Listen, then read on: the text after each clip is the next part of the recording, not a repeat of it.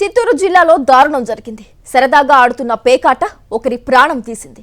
చిత్తూరు మండలం తుమ్మిందపాల్యానికి చెందిన సాయి కుమార్, ఢిల్లీ బాబు పేకాడుతూ పాత బాకీ విషయంలో గొడవ పడ్డారు.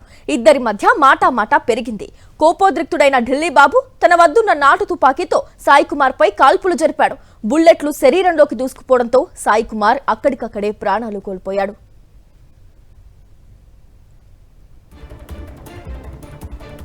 అంశానికి సంబంధించి పూర్తి డీటెయిల్స్ అందించేందుకు మా కరెస్పాండెంట్ మూర్తి ఫోన్ లైన్ ద్వారా జాయిన్ అవుతున్నారు. మూర్తి, చెప్పండి, చిత్తూరు జిల్లాలో జరిగిన ఈ ఘటన ఏదైతే సరదాగా ఆడుకునే పేకాట ఒకరి ప్రాణం తీసింది, అయితే ఈ ఘటనకు సంబంధించి పూర్తి డీటెయిల్స్ ఏంటి మూర్తి?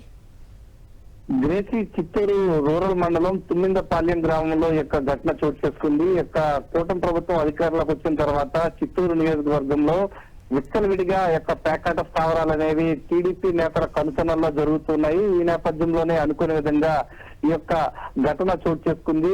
తుమ్మిందపాలెం గ్రామంలో ఈ యొక్క సాయి కుమార్ పైన ఢిల్లీ బాబు అనేటువంటి వ్యక్తి యొక్క పాత వ్యక్తిగతంగా ఆర్థికపరమైన లావాదేవీల విషయంలో వీరిద్దరి మధ్య కూడా గొడవలు ఉన్నాయి. పేకాట ఆడుతుండగా ఒక్కసారిగా వీరిద్దరి మధ్య కూడా వాగ్వాదం చోటు చేసుకుంది. ఒక్కసారిగా కోపదృక్తుడైనటువంటి ఢిల్లీ బాబు తమ దగ్గర ఉన్నటువంటి నాటు తుపాకీతో సాయి కుమార్ పైన కాల్పులు జరపడంతో అక్కడికక్కడే సాయి కుమార్ చనిపోవడం జరిగింది. ఈ యొక్క ఘటనకు సంబంధించి స్థానికంగా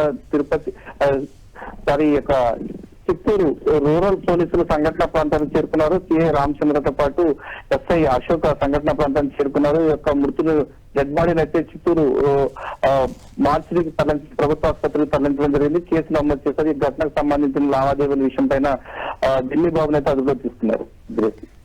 థ్యాంక్ యూ మూర్తి.